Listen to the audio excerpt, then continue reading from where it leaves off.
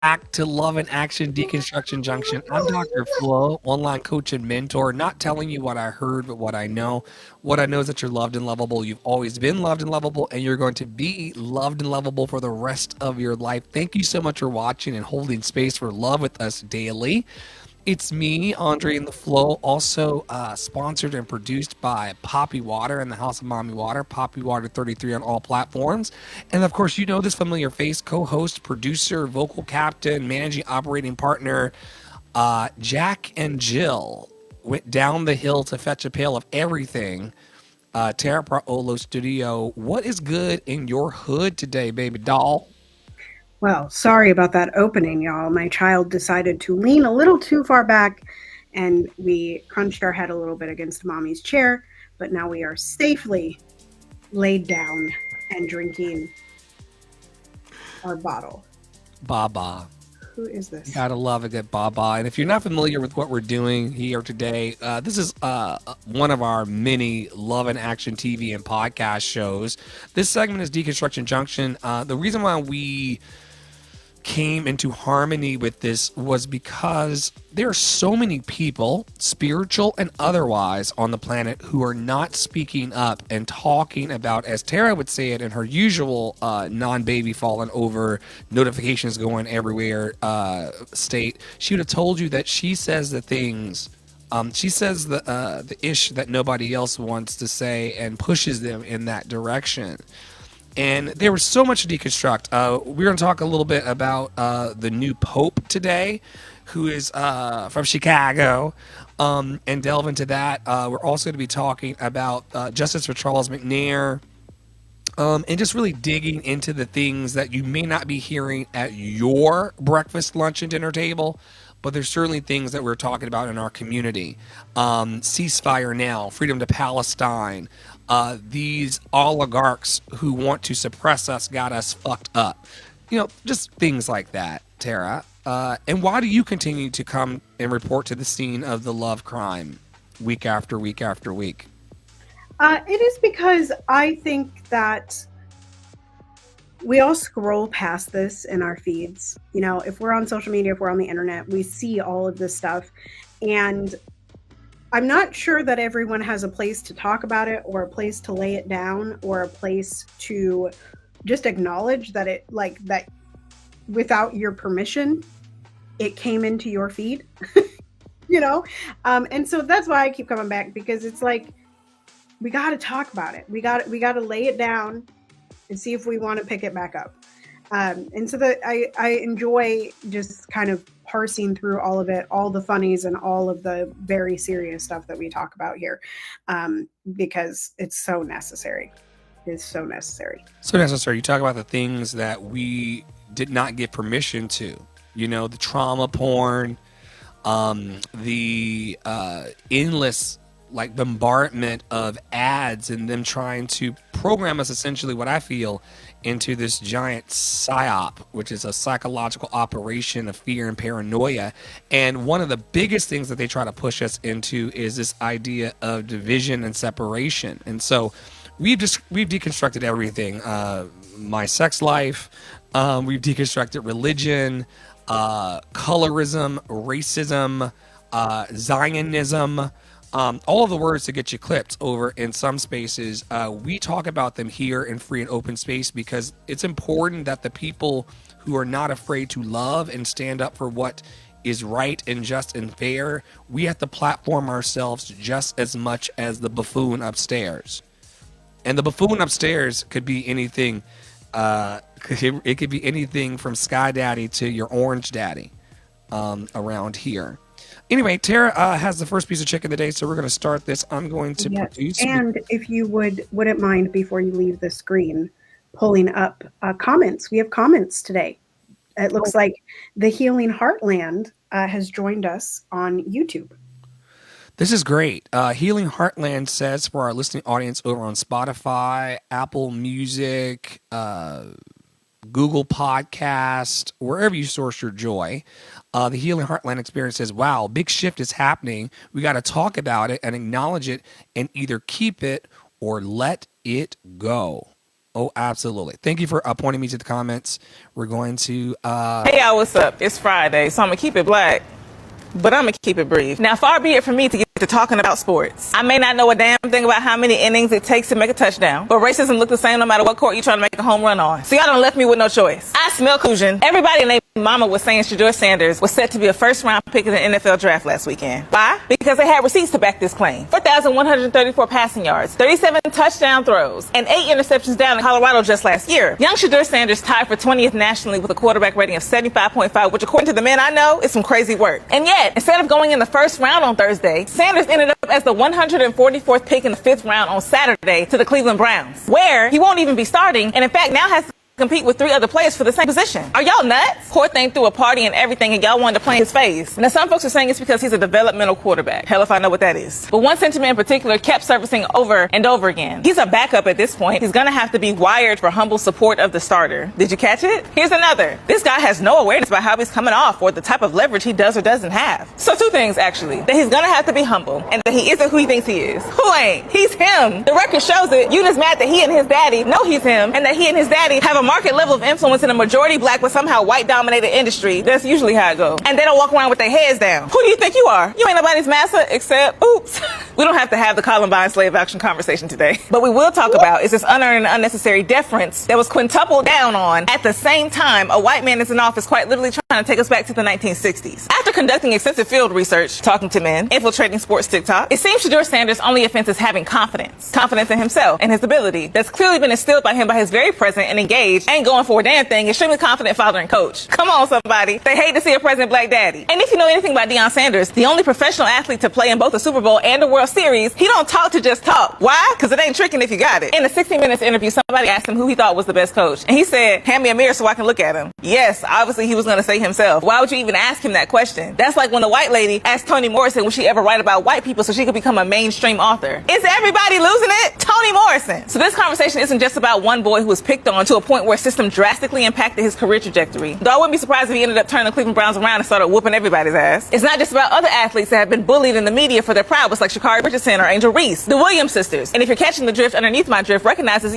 usually women, because ain't nobody ever said a motherfucking thing to Michael Jordan, Kobe Bryant, and them, but I digress. This is about the white supremacist urge to ensure that black people don't conceive of the greatness they possess in its totality. They want you to doubt yourself. Deion Sanders instilled in his son the understanding and power in rejecting the notion that you have to scrape and bow and yes sir or no sir your way into what you are owed. The entirety of the NFL colluding to shut this boy out of the draft makes it apparent that that's not only what they expect, but what they require. Devaluation is the only through way to complete control. And how do you devaluate somebody? Humble and humiliate. The only way white people want to accept extraordinary black talent in white spaces is if the black person themselves is in as much disbelief about their ability to possess such a talent as you are. And that is why systemic oppression is systemic oppression. It's systemic oppression in any situation, arena, or any continent enacted on any group of people because it operates with the same tenets and ingredients every single time. The ingredient we're talking about here is that demanded deference. You see, deference keeps the lights on for systemic injustice. Because if you second guess anything or deny your ability to rise to the occasion, you will all have just enough room so that no matter how straight the gate, how charged with punishments the scroll, they will be the master of your fate. They will be the captain of your soul.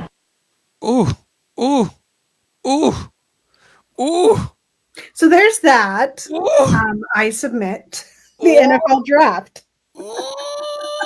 Woocha! Humble and humiliate. Whoa.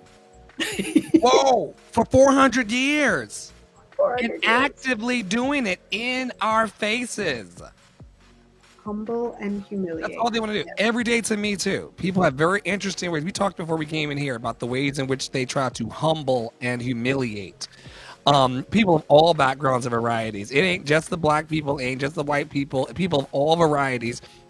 There is a ruling class and ruling class adjacent, and y'all know what they look like and what they can assimilate into and what they can blend into.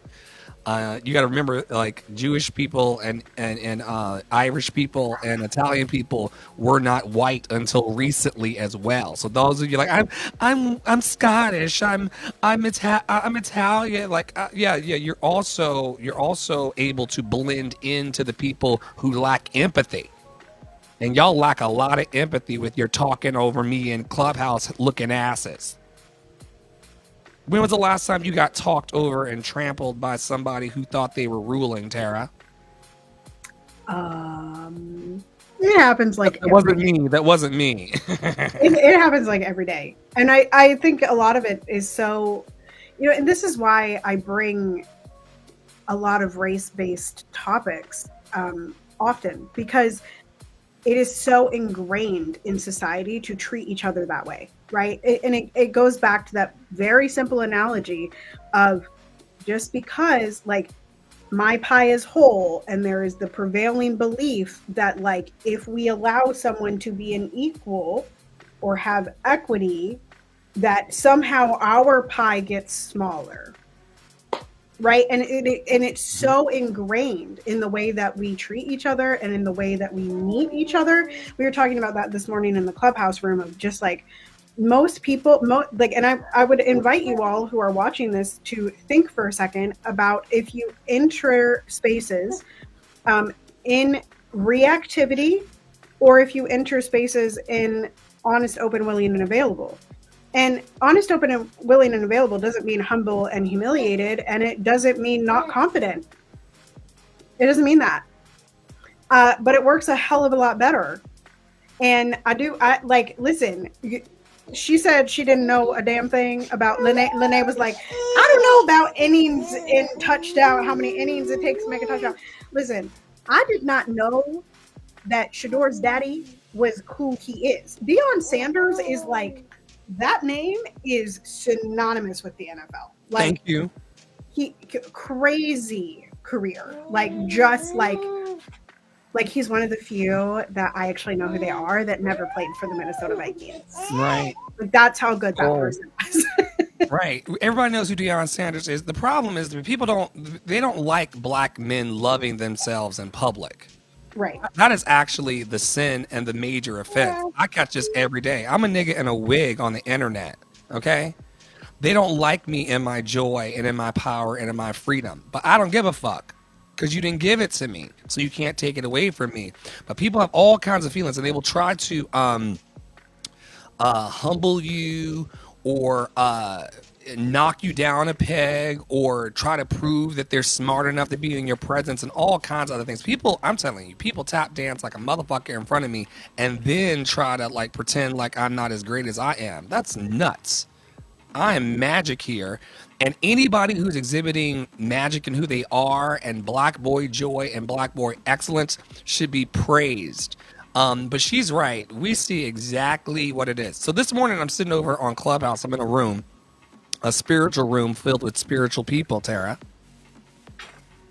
And I caught the tail end of the conversation out of context. I can send y'all like the link if you want the receipts. I didn't take to the stage, but the last thing I heard this lady say, and it was a dog whistle in the room to me. The last thing she said, and she's with a bunch of, it's a mixed demographic room, but this room is heavy. I've been attending for 4 years, and I go there for the knowledge, but it's heavy on the white spiritual lens. Like, you come into that room from time to time. It's a Course in Miracles room. I used to go to Marianne Williamson's talks every Tuesday night in New York City. So I'm very well versed in the Course in Miracles. I can quote it. I've studied it for over a decade. I love it. But this is one of the like widest maintained Course in Miracles spaces on all of Clubhouse. And I'm like, I'll put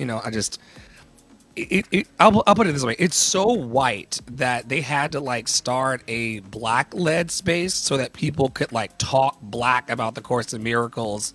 It was like JC was part of it. Like it's like a whole thing. You'll know the cast of characters. Anyway, the last thing this white lady said on her way off the stage this morning was that she was so happy about the spiritual enlightenment, the spiritual enlightenment in the room, but she had a problem with the word woke and having the word woke being attached to her, and they tried their best on stage to be like, the words have power, but they only have the power we give them. They tried a lot of ways to kind of bend and twist all of it. But I was in the comment section heavy on, I don't have an issue with being woke and awake in the world. And I have no issue with also being woke in terms of social justice. And, and then it devolves into this room where two white men were on the stage discussing the power of the N-word. Like, yo, talk about cringe. These are people who also, whenever I'm around, people. So there are people in life who say my name with a certain kind of flair to it. You've heard it, Tara. They're like Dr. Flo, or they're like Andre. Like, like these are people who do that to me. Andre. Like we are trained performers, Tara and I. We are very attuned to everything. We're listening more than talking, like even when we're talking. And so it's just so funny the way in which they say my name. So I was never going to be able to like get up on the stage and like actually like talk to them and like say these things, because it's always like them trying to like guide me to a more peaceful spiritual approach. Like for some reason they don't think that social justice and saying shut the fuck up oppressive white people is not spiritual. I don't understand why I can't say shut the fuck up oppressive whitey. Like why can't I say that in my wokeness? And I think that poor white people should also be saying the same. Like we're not going to center this weird notion that to be awake and woke and aware of the hardships of people who don't look like me, including the people in Palestine. Palestinians are lighter than me. There are Palestinians in New York. There are Palestinians in New York right now who are masquerading as a white lady. There are Egyptians masquerading as white people, Ethiopians and beyond. What are y'all talking about? What are y'all talking about? But see, they figured out a way to get people to feel like their inclusive energy is a 4-letter word. And I think that is another major psychological operation. The idea that to bring everyone to the table and to consider that everyone needs to eat and that everybody wants to be happy, healthy, and free, somehow, like including the black people who y'all are scared of in the grocery store. Y'all are terrified to this day. And the reason why you're terrified in the Food Lion is because you lack empathy everywhere else in your life towards people who do not live in your lived experience. When someone clicked me a couple weeks ago or whenever it was, Tara, into the idea that it's wild that if you see a person that's lighter than a brown bag, you have to question their level of empathy. That's my brown bag test. If you're as light as Tara or lighter, I have to wonder how much empathy you have for people that don't look like you. That's my test. Now, we found that this lady sitting on the screen has wells like Frodo Baggins empathy for the other. And she puts her money where her mouth is, and she puts her ass on the line daily by blackening the canon and setting black people and their voices free. You can blame her for my open throat chakra and my ability to yell at people that they're loved and lovable. It's her that allows for this. But they do not as a culture have empathy for anybody. And that's what we're calling out. We are awake enough to say your empathy is lacking. How dare you make 10, 20, 30% more than everybody else in society and not give it to someone who's browner than you? How dare you? And when I clicked last week into the fact that these are people who lack empathy over centuries, I started relating to everybody the same. That's why you are the white lady whisperer in Love and Action Network. It's on the business card. Because these people want to play spiritual and talk all kinds of habba-babba. But they do not want to. They don't like it. Something in the AI said, he's doing nigga shit. So let's turn off his AI. You know what I was told the other day though, cousin Deb, who's going to be on the show soon to bring whatever topics that is in her heart. White people have privilege, and black people have privilege. And everybody with their cell phone privilege, There's cell phone privilege. There's technology. There's utilities. USian privilege. One more time. USian privilege, like being from the US, is a North privilege. American privilege. Mm-hmm. You know, That how do you know? access to maple syrup, cookie. You know, and cookies. Okay, wait, because I've been thinking about this ever since we talked about the maple cookies. Yes. In my ADHDness, currently, as my child tries to eat my computer charger, We love the baby. this baby today is like First LIU baby that we've ever walked through, and we've been doing it over a year. Yeah, this is crazy. Somebody on Sunday was like, "How old is Piper now?" And I was like, "Almost a year." And then I realized, nope, they turned a year several days before that. Anyway, okay. When I went to Canada, they had at the gift shop of Niagara Falls these like maple, like they were almost like caramels, but they were shaped like a maple leaf, and they were tiny, and they were so good. There are very few things that I think about from my overseas and my international travels. That's one, and then the potato soup in Switzerland, and then the champagne cake also from Switzerland. Champagne cake.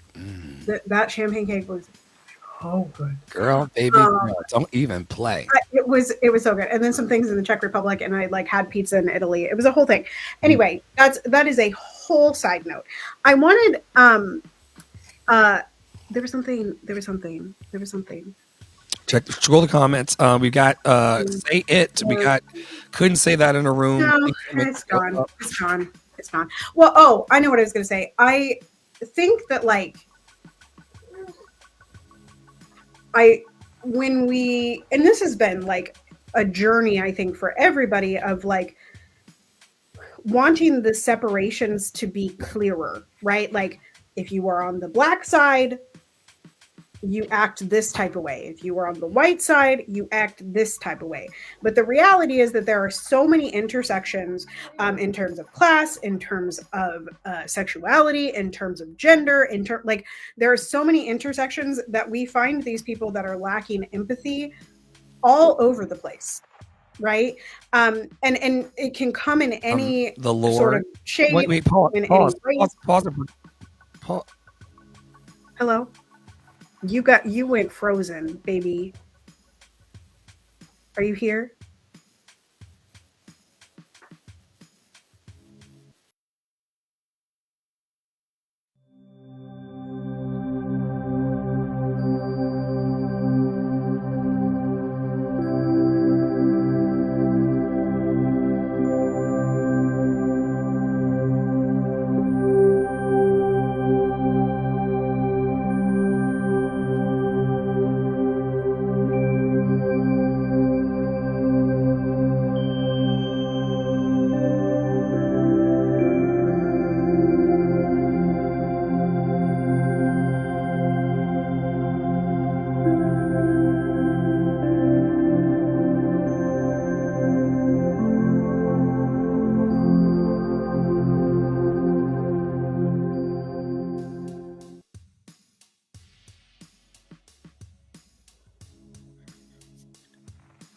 They said what you're not going to do is rail on the establishment that much.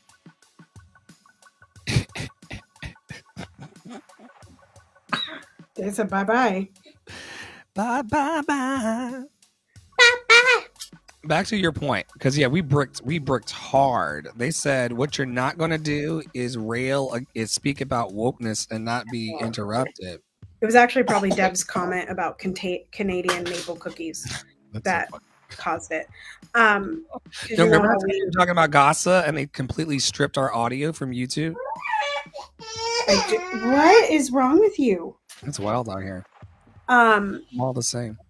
Wild. Fuck them all the same.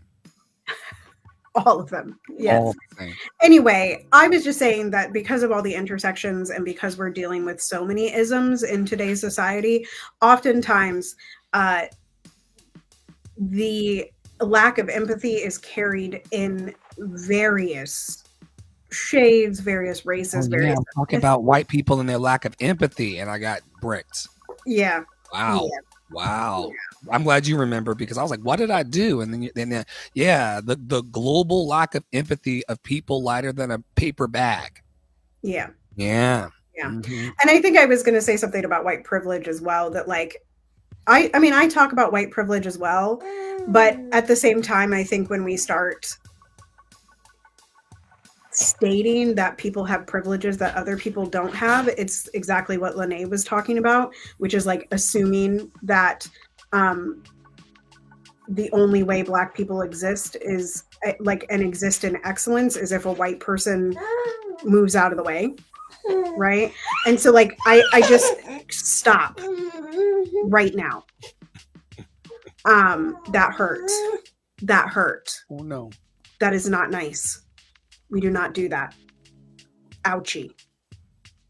Sorry, y'all. My child likes to scritch and grip, and it really is quite painful. And 1-year-olds don't really understand. So anyway, Everybody I think when we start saying that like people have inherent privilege, that's also just reinforcing the idea, the delusion of white supremacy, and it's not real. So neither is white privilege then, right? So I caution that you know, and I talk about white people ain't real, white privilege ain't real, white supremacy definitely ain't real. Have you seen these people? We'd have water in Flint. We'd have solar energy. We'd be off the grid. We'd have a whole different world if they were truly supreme. Stop it. I literally had to ask and demand, but mostly ask, and she acquiesced, that Tara never say the word white supremacy around me again. Where the fuck is that? I don't believe in the Loch Ness monster. The fuck? Supreme to who? Show me the receipts. Show me the receipts of supremacy. People think, what? Absolutely not. Absolutely not. Let's move on to political news, as we love on the babe. I'm gonna make it bigger for you. That's crazy. Supreme to who? So we can call it white mediocrity. We can call it a winning of the lack of empathy Olympics, but we're not gonna dignify it as supreme. What the fuck? Okay. Education department stops $1 billion in funding for school mental health. That was one that Dr. Flo sent to the Deconstruction chat on WhatsApp.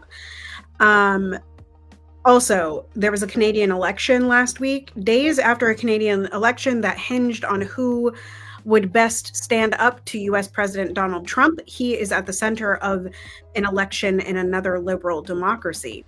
Trust in the United States is plummeting in Australia, which votes Saturday. I don't know how this went. I didn't check. Amid global financial turmoil sparked by tariffs Trump has imposed on trading partners around the world, including Australia, a U.S. ally and vital security partner in countering China. As in Canada, Australia's opposition Conservative Party, the Coalition, was primed to win before Trump returned to office, thanks to public anger over the cost of living and record high home prices, but it has since lost support among voters increasingly concerned about how their governments will handle Trump. And then the last one says, Temu. Ooh, ooh, Temu. Ooh, ooh, Temu.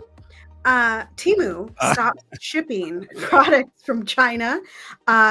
It's behind the comment to U.S. customers. The e-commerce site acted after the Trump administration said it would close a loophole that allowed low-cost Chinese-made items to enter the U.S. without import fees. So, and also adding to this, that the NEA has pulled a number of grants from arts organizations.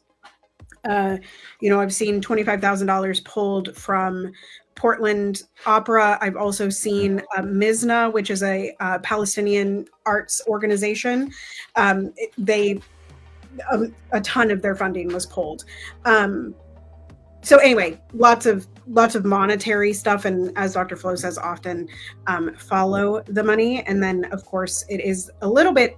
It's like a little tiny silver lining that there has been so much backlash to these tariffs that it is even affecting global elections. And for me, that's the big one, because we've seen this huge swing over the last 20 years of authoritarianism in the global landscape of politics, which I'm frankly much more interested in than the United States politics, because United States politics are boring. It's imperialism and fascism. That's all it is. Theater. Well, These are all theater kids. right. Cory Booker stood up there for days, and we still don't have universal health care and a living wage for everybody. Right. And it didn't stop the Medicare cuts from getting passed, I think. At all. Anyway, so that's the kind of political news. Is it's, we're not really protecting anybody, but as I say almost every week when we're talking about politics, and this is a Christiana Smith thing, but I also think we can take it to heart a little bit of remembering that grants were like 100 years ago. Grants were not the way that we made art, right? Grants were not. I don't even know if they were in existence. I don't know when they started happening, but I do know that there was a time before grants. And so those of you that are affected by that, I know it hurts. I know it seems like there's no way out, but I can almost guarantee you that if you reach out to your community, money will be found. We saw this in the sponsorship that Pride, Twin Cities Pride, I think is the organization. Target was a sponsor for them. They pulled out of that. They raised the money in less than 24 hours of what Target had given to that. And this maybe ties into the, maybe we want to delve into the Shiloh story here while we're talking about money. Yeah. But yeah, I really think this is an opportunity to imagine something different, because a lot of us get a little too comfortable in the way things currently are, and we don't ask who it's benefiting and who it's not benefiting. And then we end up in situations like this where your funding gets pulled and you go, oh my God, I don't know how to do anything else. And that's a problem. That's a failure in that leadership of that particular entity. I yield. So sorry. Yeah, I'm gonna come back. I'm gonna come back for Shiloh, because any good opportunity to drag someone who's benefiting off of hatred is a day well served for me. But I want to take each of these topics that you were talking about and just respond. It's very ironic to me that the education department is stopping $1 billion in funds for mental health. First of all, if y'all seen the red markup, and it is satire, but it wasn't done by Harvard, but it was done by somebody. If you see the ways in which the Secretary of Education in this country, who is tied into the wrestling regime of our country, the McMahons, if you see the way she writes, you will understand, and she and her team, if you see the way that she and her team writes, you'll understand why we need more education, not less. And we need the people who are being educated to be in the best mental health space in order to receive that education. And they are intentionally breaking this stuff down so that they can privatize. I guess something's happening with the child. I'll check my show notes, y'all. There we go. Yeah, we are bring your kid to work kind of operation here. She'll be back. Yeah, we need more mental health care, and we need more adequate education on the parts of everybody. As it relates to Canadian politics, I don't know much about it, but what I do know is that guy, the new prime minister, he went and sat in that giant White House sandbox and talked out of two sides of his ass. One moment it was like, oh, Trump's so great. And then the next moment was like, Canada can't be sold. And I just can't get a read off of that guy quite yet without knowing his politics. All I know is what I saw with my own eyes. One moment he was like fist bumping outside with Trump. And then the next moment he was like, Canada's not for sale. I don't know what he's inherited from Trudeau and beyond. But to me, it looks like another old white guy. As was said in the chat, and we just need better than that. As it relates to Timu, and I think our resident mom is back. Remember the day that our old acquaintance was like that I was on your titty? It never gets old. Temu is so funny to me because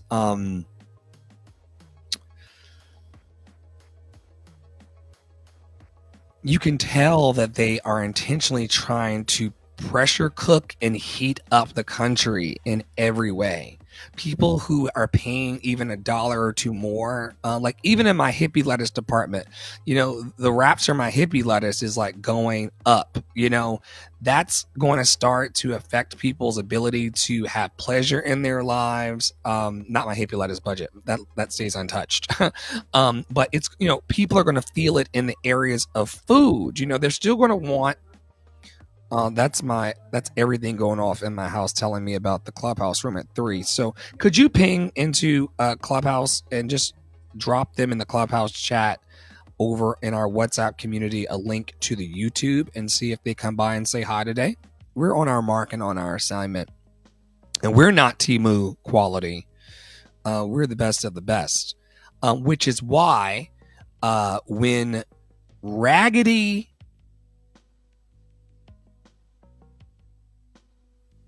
lighter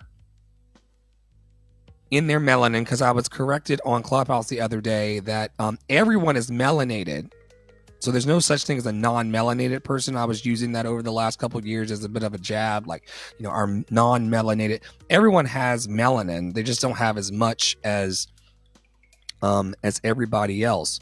So this is just a lady who was really in her separation bag, y'all. Like she was really in it deep. When she called that autistic brown child on the playground a nigger. Once again, we talked about it already. Like, it's a lack of empathy. Like, these are people who want to turn life into a WWE match where nobody wins. Now, we've also joked in our network about the fact that I wish I had a word in my vocabulary like rutabaga or ambrosia. I wish I had some kind of word that I could say that would call in the action of $700,000. These people are using these words because they want to ruin your day. They have so much pain and suffering and hurt inside. They're not. Maybe they feel like the dreams they had in their childhood or the dreams they had when they were younger. Maybe the fact that lady is on the playground having to deal with a kid in the first place. I mean, all adults have a level of frustration. And then furthermore, all parents. I'm never having children. This is known. If I could have a vasectomy, I'm gay. But babies don't live. But babies do not live. But I would still have not yet. Okay, we're not evolved there yet. And I'm telling you, but if I were a straight person, I would have had a vasectomy 20 years ago, because bringing a child into this is frustrating. And I have deep empathy because we are kind and empathetic people. We are. I have empathy for a lady who was going through such a rough time on the playground that she wanted to call a black child a nigger. It's weird.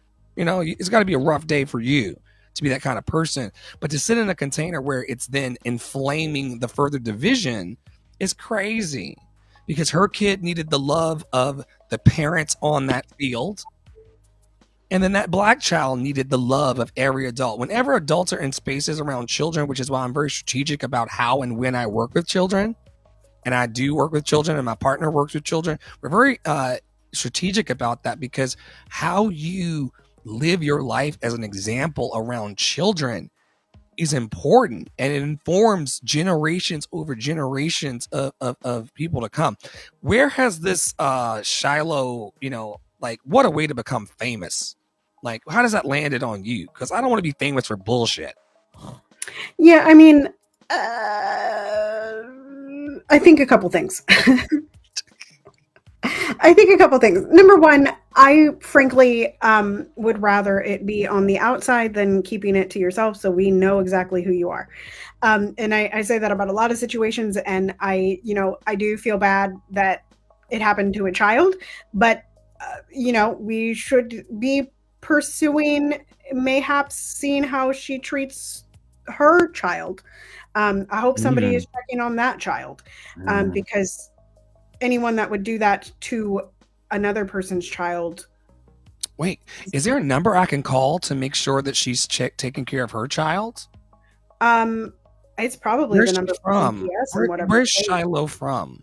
Shiloh. I don't know that information. Look, now forevermore, I'm gonna type in Shiloh racist, and then her name's gonna come up, and she's actually in Minnesota with you, Tara. Oh yeah, now that you say that, Rochester, Minnesota, right? Okay, so can you figure out where the Rochester, Minnesota CP Call us at, here you go. Yeah, 507.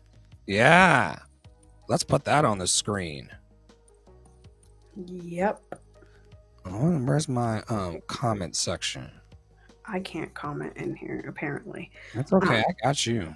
I got you. Call us at 507-328-6130.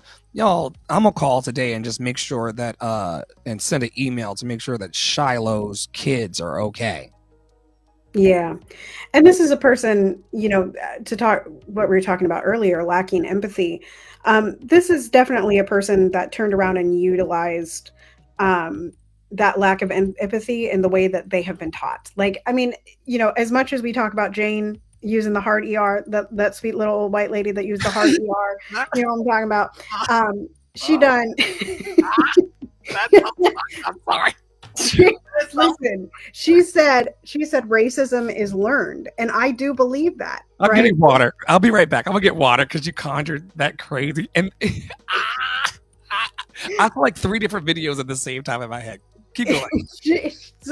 She definitely believed that racism is learned, and behaviors. It's a set of behaviors that is whiteness and is aligned with white mediocrity and white nationalism and takes part in whiteness. And those behaviors happen to come out of less melanated folks more often than not. But they are learned behaviors. They are taught over, and it might not be explicitly taught, but it is implicitly taught. In the ways that people act. And so the other thing is that I've been preaching this on my platforms from time to time, but like, I need y'all in the larger public to be a little bit smarter and be a little bit more discerning on who you're supporting, because the day of the boycott, the boycott Target Day or whatever the hell that was, where we like the thing was like, everybody don't spend money today. Don't spend any money. It'll make such a dent in the economy. And then all y'all went and donated $100,000 to some white guy who had R-worded people. Are you okay? Are you okay? And before that, somebody else raised a whole bunch of money for something. Like, the behavior is the learned ignorance and the lack of research that y'all do in the people that you support. And that behavior, we got to talk about that. You all got to be more responsible with where you put your money. And I believe that some of y'all are like, oh my God, this poor woman, like the kid was stealing. Yeah. Okay. So the kid was stealing. Who cares? Who cares? It's a child. It's a child. Right? And some of y'all swing real quick from children don't have any rights to like children deserve all the rights in the world. Like, some of y'all have a really strange swing. Well, what it also is anchored in, if I may bridge, is that some of y'all are treating kids as adults, either through abusive means. Young black men, young black boys don't get an opportunity to like actually mature. Society operates on black young men as if they're grown ass, like the way she was talking to him, even, and talking in his presence was be the way that you would talk around a grown ass man. Right. Adultification, right? In the same way that like white people will look at, or people that believe themselves white, or people that lack empathy, or people that have these learned behavior traits, right? That we're talking about. We were talking about toolkits this morning. There's a toolkit of whiteness.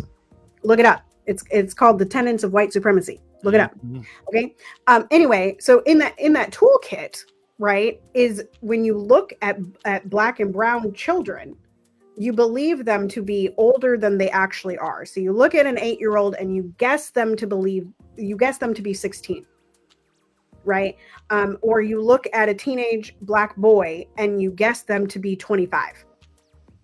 Right. And so this is the adultification that doesn't get, but then you see a 16-year-old non-melanated girl, a less melanated girl, and you believe them to be, 12. Right. Weird. Yeah, weird people in weird times, and we will continue to deconstruct and to speak truth and love to power. Which brings us to the next slide. We won't stay here because we've done so many episodes about this. We have really put our platform in the foreground of this, but not to grandstand, Wanda. I have my own stages, and you should come to my shows sometimes. They are something to behold. I don't need anybody else's stage to be my loved and lovable self. And what's crazy about these light workers and healers is sometimes there's like a grab for the microphone. I'm like, girl, I only came for the food anyway. And in most of the spaces that I'm in these days, there ain't no food on Clubhouse. So it's kind of wild. But anyway, it's neither here nor there. I believe that Wanda will complete her divine assignment, and we'll figure out how it operates. So if y'all know what I'm talking about, Wanda Cox is the executive director of a nonprofit that's based where I am based here in Lexington, North Carolina, working on the love experience. She's working on a project called Justice for Charles McNair. Charles McNair is a person who was in his teenage years taken into the back door of a home of a 56-year-old woman who doesn't look like me and Tara. And this 56-year-old woman who does not look like me and Tara took advantage of this young man, and now there's no police report and no proper due process. And he has been in a North Carolina jail cell for 44 years. And he earns 30 cents a day, and nobody wants to talk to anybody or us about it. So that's what we're trying to figure out. We're working a couple different angles on this. My team is encouraging me to take a more positive angle, but at the end of the day, accountability sometimes doesn't feel positive to people who, we want the governor of the state. We want the governor of the state.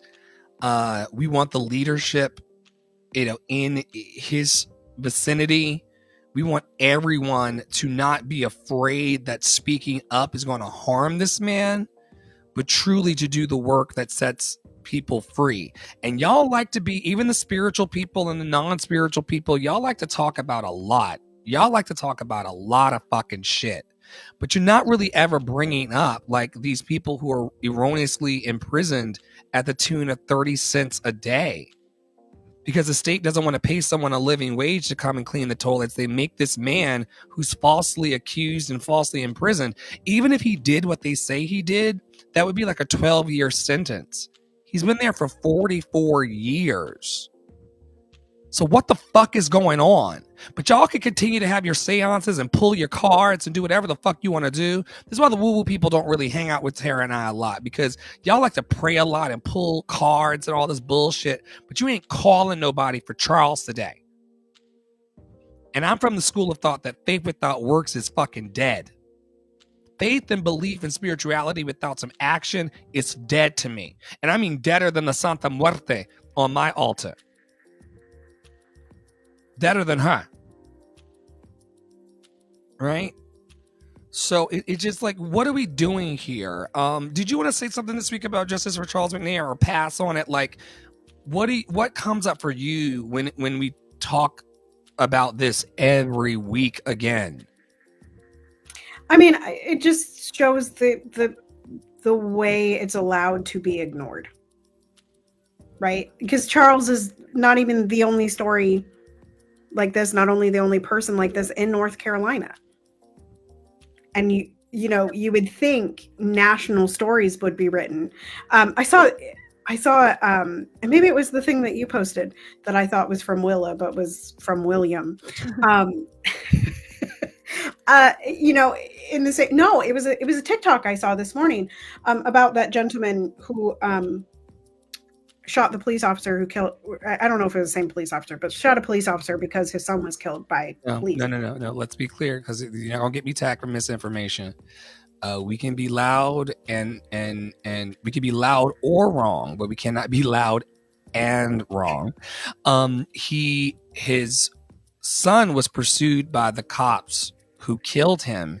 He then ran over a random cop in retribution. Roger. Okay. And to that I still say, yeah. Chef's So kiss.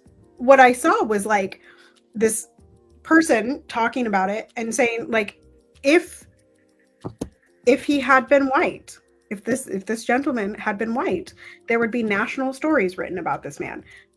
Case and point, Luigi Mangione. I forgot about Luigi Mangione, Mangia la pizza. Of the Mangione dynasty, right? And so it's not wrong. Mangione estate is not wrong. Yep. Pick it up, folks. Pick up the money. Follow the money. Listen, it's not wrong. But yeah, there's an element of the allowance for it to be ignored for whatever reason that people think they're ignoring it. It's allowed. So that's yeah. And the reason why we don't have a lot of friends and a lot of followers yet is because people don't want to talk about the pile of shit in the middle of the room. People will sweep things under the rug until there's a pile of shit that you trip over and you're like, what the fuck is that? That's a pile of shit that you were ignoring, sweeping things under the rug. And you didn't want to talk to Tara about it. You didn't want to talk to me about it. You tried to like drive by us on a Clubhouse or ask us stupid ass questions. You tried a lot of ways to get out of the conversation. It ain't going to change, y'all. It's not going to change. Like, why do you lack empathy and what do you want to do about it today? Right. Anyway, maybe this guy. This was an addition, a late addition, because we actually made this deck on Saturday, but we late additioned it because we moved to a new time. So the new Pope was elected, which didn't take very much time, y'all. But anyway, so this says white smoke billows from Sistine Chapel chimney. Cardinals elect new Pope on day 2 of secret conclave. Now, I don't know why they call it secret conclave, given that like we know what's happening. We know what's happening, so it's not a secret because we're watching for the smoke. Y'all are weird. Okay, you're in there. We see you behind the door eating your sandwiches. Y'all are weird. Anyway, but we also found out while we were discussing that this is the first U.S. Pope. And I just need y'all just pause for 1 second, because when you say American, that could be from South America, Latin America, or Canada. Okay, so we got a U.S. He's from Chicago. He's from Chicago. He's a white man from Chicago. White man from Chicago. And he's taking the name Leo the 14th, Pope Leo the 14th. And now he's in charge of 1.5 billion people. I told Tara in our room before this particular podcast taping, thank y'all for hanging out with us as we tape the podcast and amplify our love in the world. I said, now when we say leave trans people and homosexuals alone, he won't go como se dice, like, and try to like pretend like he doesn't understand what the fuck we are saying. Like the Pope from Chicago should understand when we say love people more and leave trans people alone and leave gay people alone. Now his American Pope ass will be able to hear our English in black and white, and there won't be no missing translation or nothing like that. I'm happy about it. Chicago to East Coast and West Coast. Here, the love needs to be amplified. Congratulations, Robert, on your lifetime appointment until don't the day don't call him Robert. Call him by his name. Oh, sorry, Pope Leo the 14th. Leo. Call him Leo. Leo, like Leonardo da Vinci. I don't know anything about the previous 13 Leos, but maybe I'll find out. Maybe I'll do a deep dive. I promise you, there are HBO specials about it. There's so much footage and archive. You would have thought they planned the whole thing. JD Vance shows up on one day. Homie dies the next. Well, they told us. They told us. No. Okay. JD, all I know is that JD Vance shows up. Homie dies like the next day. Literally, like less than 12 hours later. Like, he was like, I am ejecting from this planet. Goodbye. His robotic self was like, I am shutting down. No. and then like within days, y'all, homie from Chicago, who can speak the King's English and can lead 1 point whatever billion people. Man, I hope that they plant their compass towards love, because anything else is going to be some bullshit. Anyway, let me move forward into grateful spiritual community. Let me tell you something. The reason why I brought this is because Tara was in Clubhouse with me experiencing. I love Clubhouse because it's like a giant social experiment that I'm like active in. I've been on the platform for over 4 years. I was there. Tara and I both participated in high level experiments there that went up to the top. Like we were in like beta groups of the original houses. Frozen hot chocolate was like a whole like thing of them getting user feedback, and it was just like we basically built the project. And so it's funny now as like a architect of the product to be kind of still engaging the archetypes of people.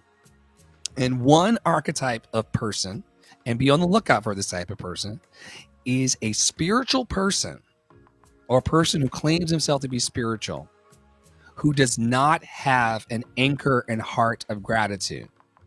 Now, before you get your little red pens out and your little red markers to fail me in class, just know I'm not prescriptive. I don't give a fuck what y'all do when I'm around or when I'm not around, as long as it's not harmful. But if you ever clock a spiritual person in the wild and they can't come up off of 3 things to be grateful for on the fly, consider crossing the street. Now, Tara's not spiritual at all, which is wonderful, because after we engage all the spiritual community and after we engage all these things, and I'm always being like, girl, come over here and tell me what you see. Like for 4 years.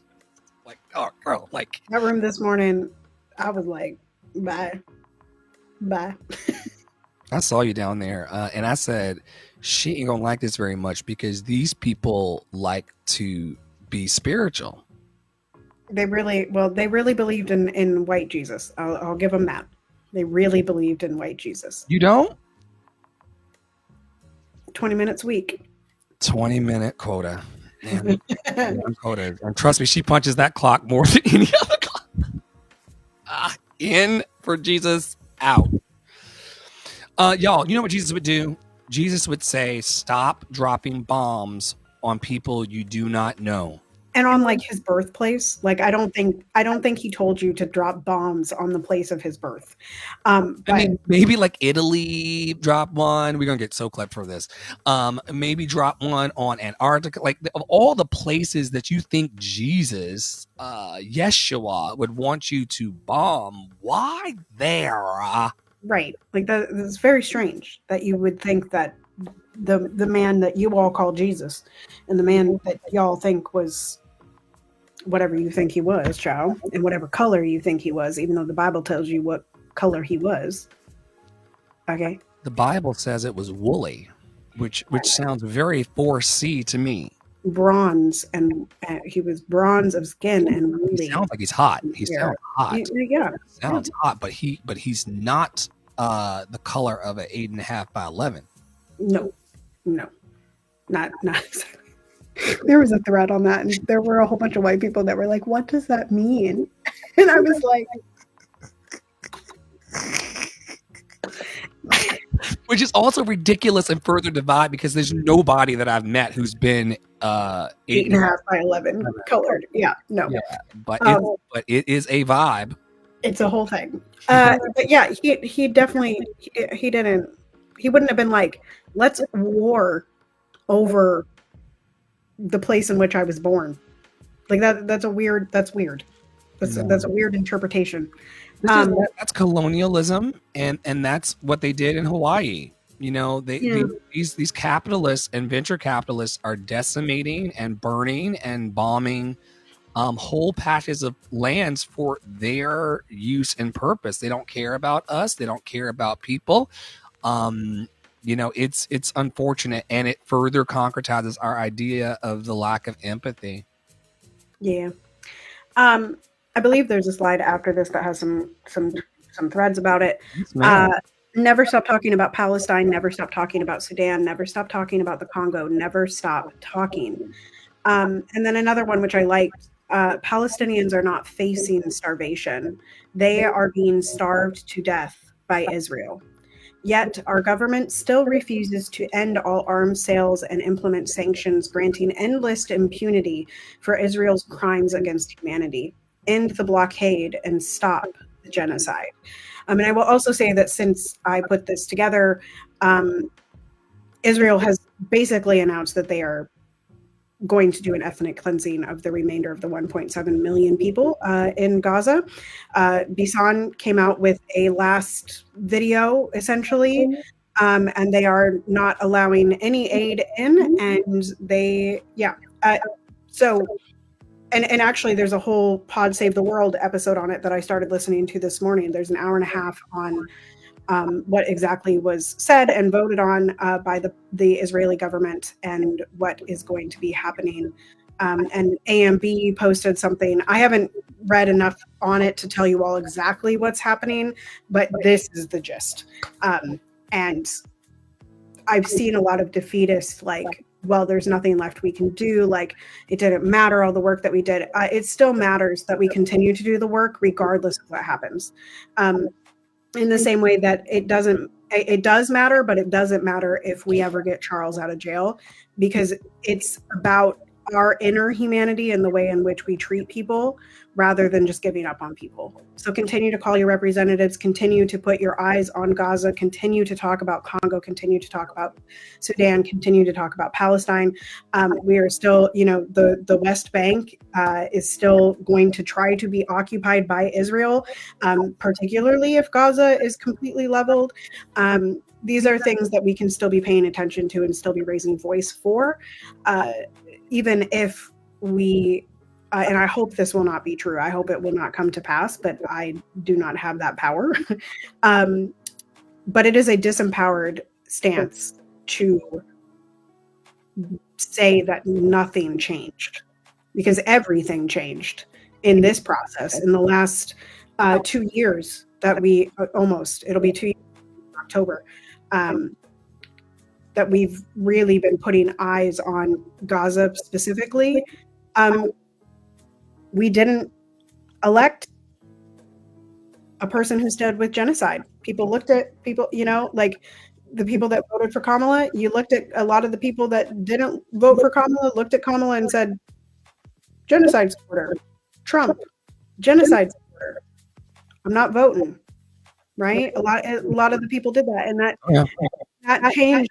It changed a lot of the landscape, and I think it pulled down some of the polarity that exists in U.S. politics. That this was, and there's more to talk about inside of that. I was talking this morning about Black liberation versus Palestinian liberation and how that stance is sort of viewed, and I think it should be Black liberation and Palestinian liberation. Right? All liberation of all people. All power to the people. Yeah. So I do think you acknowledge that something has changed, even if this comes to pass. Right? It still meant something. It still changed people. It still activated people. It has still done many things. It has shined a light on independent journalism. And so we can continue to raise voice for it as long as it continues to happen. And also be aware, folks, that listen, I said this on Clubhouse and clear rooms all the time. Whatever you're doing right now and I mean right now, is what people would have been doing in their own regard during the Holocaust, during slavery, during any hardship that's ever happened. There's been the people who've been enacting the violence, like the ICE workers and things like that. And then they're the people who are either paying attention to discussions like this in the ways that they can on the podcast and the television show and the clubhouse rooms and the things that we do, or they're going like, I don't want to talk about it. And I think not talking about it furthers the harm. So that's the reason why Tara and I show up. It's kind of like we're not like, what can we do kind of people. We're like, let's go out and do something. It's 3:00 on a, 2:00 on a Thursday. Like, why not go and speak up for people? And here's what the activists tell us. The Bisons of the world and the people who have their phones still active in Gaza and in war-torn countries, they beg us to continue to do shows like this. And I don't do this for attention. It's like they cannot go live on Facebook and YouTube and be bricked in the ways we were today for being very real about love and truth in our heart. They cannot, Bison could not be live for an hour and 5 minutes in the ways we have because they're under bomb fire. So that's why we do what we do, because we don't want to feel helpless and hopeless in the world. And I feel like in Middle Passage, Holocaust, other things, people were feeling like there was nothing they could do. And there's always something that you can do. Your time, talent, and treasure matters in the world. You can give your time, you can give your talent, or you can give some of that propina, that treasure, that donation, that stuff that helps our company operate, but also that if you don't want to give it to me, don't give it to me, but like give your time, talent, and treasure to something positive. We use a process in our network called emergent strategy. I won't stay on this too long today, but I want to talk about the power of what it means to allow your strategy for your life and the goals for your life to just take on. There's a copy of it. This is a foundational text. Shout out to Adrienne Maree Brown. We call her AMB for short. Amazing poet and songstress and light worker on Instagram and beyond. I've never met her, but I think Tara and I will do seminars with her in the future, at least one before I go rutabaga. But the premise of the book is that nature teaches us everything that we need in order to be okay in our personal human being lives. And one of the key tenets of emergent strategy is this idea of flowing as water does. She talks a lot about water. Poppy Waters reading one of her seminal books about mammals in water and how they teach us so much about life and their flow and their ability to adapt. And so I just want to speak briefly in a session now about how we use it here. The way that it's showing up for me mostly is by trusting people. And I don't trust nobody. I have trust issues. I've been abused and harmed throughout my life in some ways, self and otherwise. So I'm a little, I love everybody, but I'm a bit warm. I'm a bit slow to warm sometimes in certain, arenas. And emergent strategy allows for me to see myself as change. Beautiful thing about water is that water can be as firm as a rock, as ice. It could also be as invisible as steam and still burn you. That's a burn that I got. Poppy Water does these large hot baths, and I lifted it to be nosy about what was in it. And the steam that's invisible, water, burned me. So water can burn, and water can chill, and water can cut, and water can flow. And as we grow in our personal development and spiritual development, we will find that nature has been trying to teach us some things the whole time as it relates to our personal lives and also the ways in which we run our businesses. Like I could tell that a change in Tara's studio since reading the book and being attached to Love and Action Network. We just kind of flow generally well on most days at the pizza shop. because nature would have it. You don't see birds outside struggling in the air. You don't see them out. There's cats at my back door asking for the food Tara sent, but the birds don't yell and scream at me for food. They are divinely held and taken care of, and that's also part of our personal emergent strategy. Tara, I love this shit. Like, where is it? You have a page that's I have the principle. It's called Principles of Emergent Strategy. This is hang on, that page doesn't have a page number on it. This is page 41. It'll be quick because there's not many. It says, in the study and practice of emergent strategy, there are core principles that have emerged and that guide me in learning and using this idea and method in the world. I gather them here with the expectation that they will grow. Small is good. Small is all. The large is a reflection of the small. Change is constant. Be like water. There is always enough time for the right work. There is a conversation in the room that only these people at this moment can have. Find it. Never a failure, always a lesson. And here's the one Dr. Flo has been talking about for days. Trust the people. If you trust the people, they become trustworthy. Move at the speed of trust. Focus on critical connections more than critical mass. Build the resilience by building the relationships. Less prep, more presence. What you pay attention to grows. So those are the principles of emergent strategy. And it's literally like, it's maybe a full page put together, but it's kind of like you need to make a handout for that, for the network inside and outside. Just yeah, you have it already marked, so we'll come back to that. Yeah, I have it moved twice actually, y'all. I have one on this side and one on the other side. Yeah, it's you were really excited about that piece. Yeah, well, and for me, the highlight. Where did it go? Page 40. What did I say? 42. There it is. 41, I think you said. 41 and 42. So there's always enough time for the right work. And then the other ones, I have the trust the people and the less prep, more presence. But I feel like for me, the one that's calling to me right now, and I quoted this, I think this morning or yesterday, move at the speed of trust. But I had forgotten the next part, focus on critical connections more than critical mass, which is something that Dr. Flo and I have really kind of I don't want to say bickered, but we've discussed many, many, many, many, many times of is it about finding 1,000 people or is it about finding 5 that are actually in it? Is it about finding 500 people to come into this coalition or to build it with 10 or 12? And so reading that on the page, focus on critical connections more than critical mass and build the resilience by building the relationships.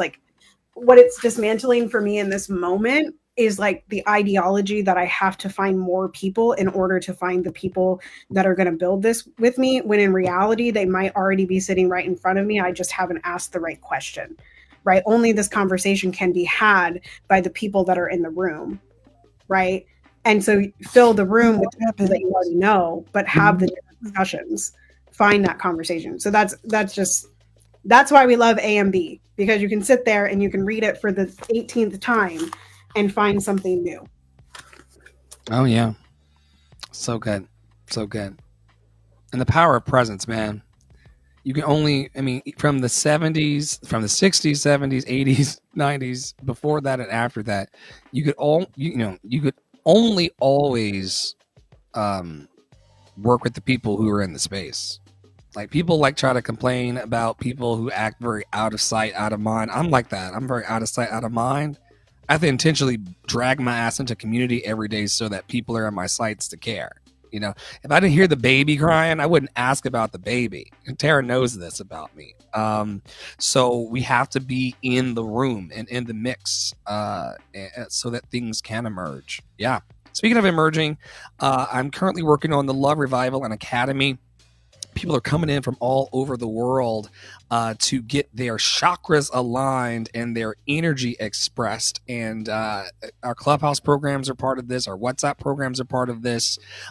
It's important in your life that you recognize that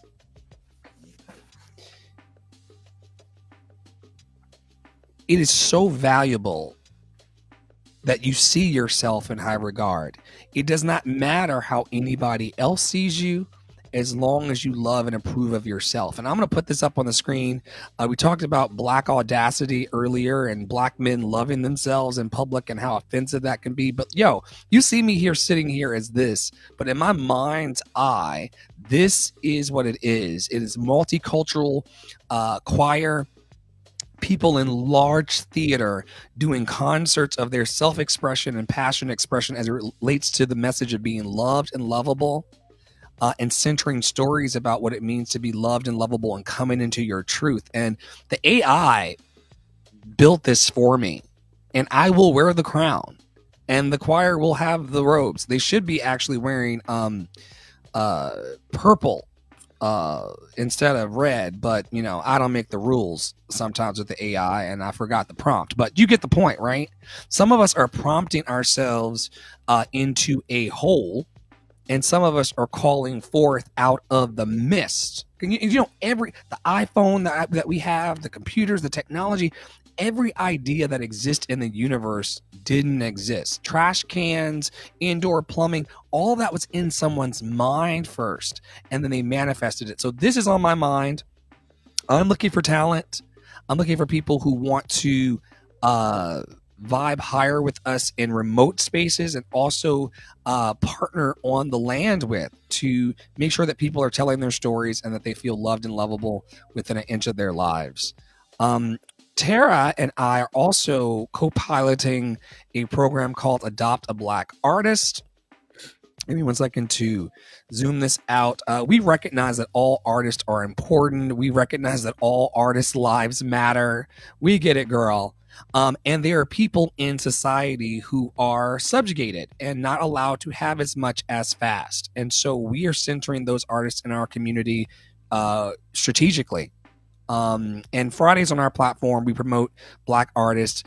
We provide their donation links, what they want and need the most. It's not what we think they need. They self-submit and tell us what they want.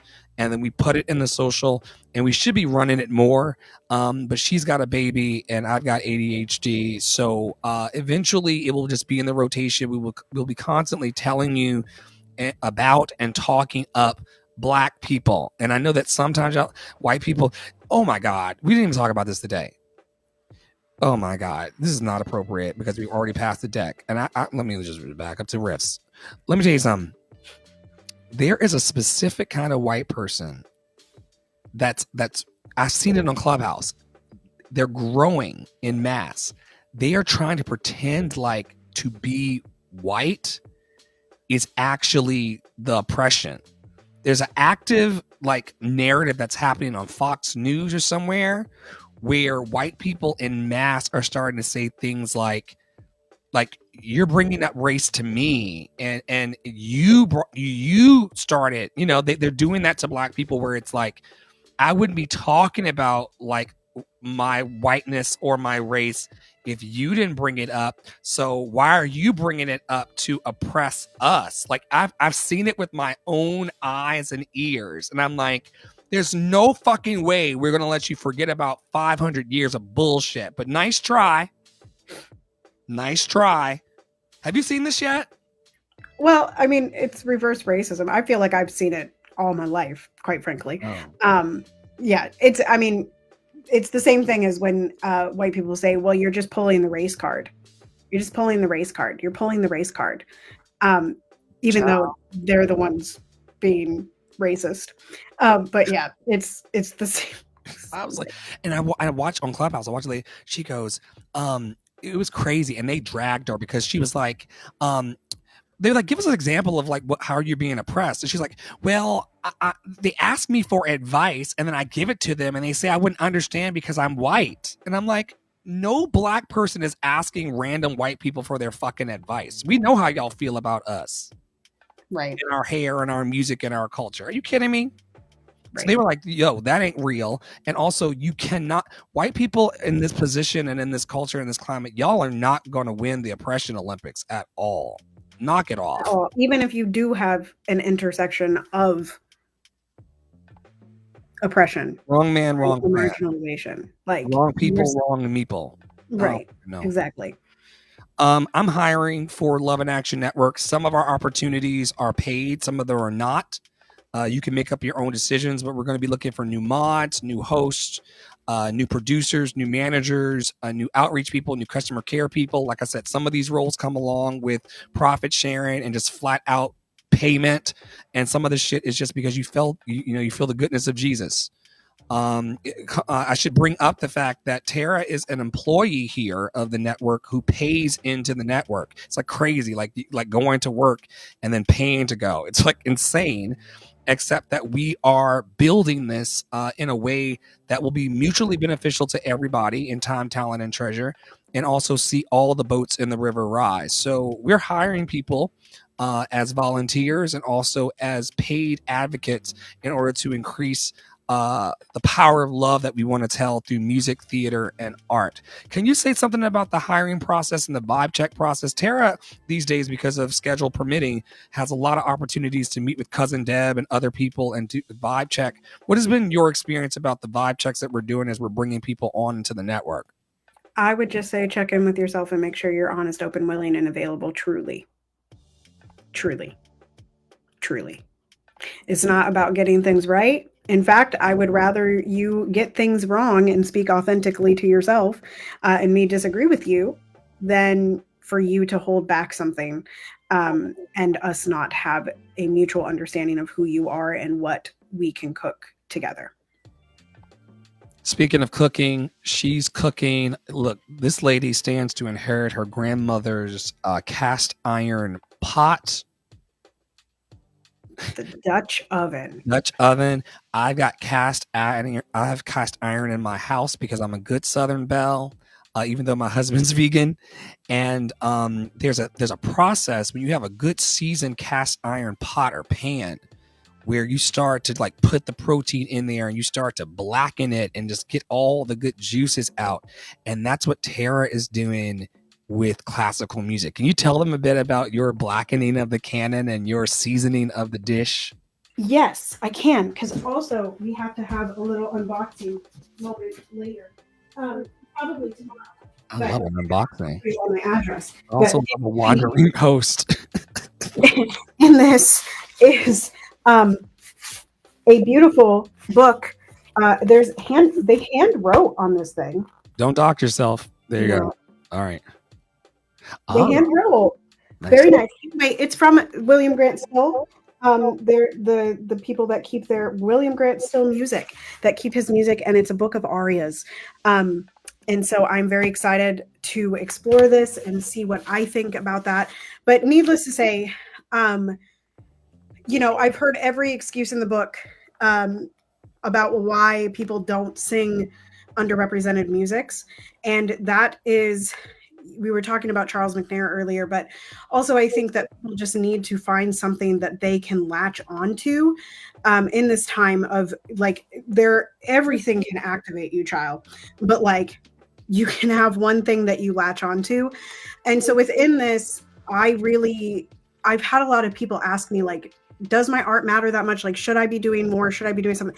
No, we can sing to our liberation. And I believe that liberation is inside of Black music and Black classical music in particular. And so that's what I'm lifting, and that's what I'm researching, and that's what I'm hoping to specialize in. Hello, please don't do that. That is a phone call on Google. Apparently I had that inbox open. But anyway, so it's right now it's a WhatsApp chat where we're chattering and people are asking me what they should sing, which I'm hopeful that this is mezzo and soprano arias by William Grant Still. So I'm hopeful that I can find something for one of our members as I delve deeper and start preparing for my third album. But yeah, it's a space for y'all to come and talk about how you're putting Black music into the world and to ask any questions surrounding that.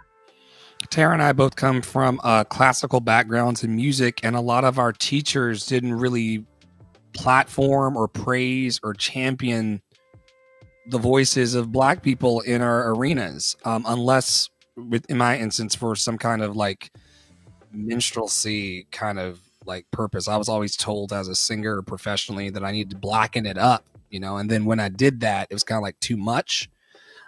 So Tara and I, it's her project. I'm really the one in the background with the pom pom saying, "Go get it, girl." Like I've always believed in this for you for well over 4 years now. If we feel underrepresented or undercared for, that is a profound opportunity for us to care for ourselves. And so, yeah, I'm really, really grateful about that. All right, so auditions are happening within the network. I will make it very clear to you in the next couple of days what we need and where we're plugging people in. So feel free to tap in on our website, lovedandlovable.bio.link, lovedandlovable.bio.link, lovedandlovable.bio.link. It's got all kinds of resources, including ways to pay Tara for her current album and donations. So go for that. And then if you're interested in releasing your voice, which is a Tara, borrowing from Tara, if you're interested in releasing your voice, setting your voice free, if you're interested in opening your throat chakra, if you're interested in increasing in confidence, if you're interested in having a community that you want to build, built for you, or be supported in building your community, that's what I do. Dr. Flo teaches people how to use their voice and build communities. There's free masterclasses daily on Clubhouse and also on other platforms. I'm one of these people that I'm so rich and abundant in my life, y'all. I can afford to give away the knowledge. I don't have the most money in the bank, and thank you for the donations. However, I'm rich enough to be able to help someone that has less than me, or someone who's like, I'm thinking of having, this manifestation in my life, or I've been thinking about building this business, or this spiritual community, or I've always wanted to do a podcast of my own, the way that you and Tara do every week. We teach that for our rate. My rate that people pay me is $150 a session, $150 US per session. But then we've worked over the last few years to build a sliding scale system that allows people to have everything at the $150 rate, but in a way that doesn't make them feel uncomfortable about their growth process. And it took years. And for those of you who are in business development and marketing, pricing is a major thing, like in marketing and business development. For those of you who've been doing it for the last decade, like me, plus pricing and making your services available to people in a way that they can munch on it and feel satisfied and honor the value prop. For those of you who can do that, and we're going to be doing workshops soon at talking about, because we need to actually, Tara, go through the glossary of business terms and teach people the business terms. Most people don't. They want to build a community or they want to start, but they don't even know what a value proposition is. Right. And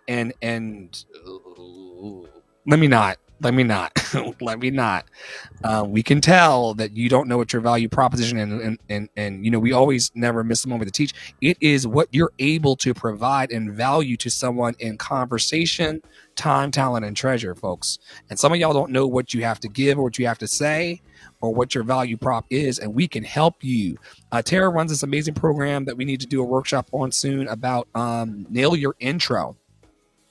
If you don't know what you're saying after I am, hello, I am, or hello, my name is, get your ass in one of our paid workshops so we can make you comfortable about telling people what you want to do with your life. Y'all are mumbling too much. Let me get the fuck up out of here. I don't mumble. But y'all be like, yo, tell me something about yourself. Well, Dr. Flo, basket weaving, songwriting. I'm like, what the fuck? What do you want? What do you want? What do you want from me? And more than what you want from me, because why am I in it? What do you want from your life? I'm gonna land here in my closing thought. We have a birth date and a death date.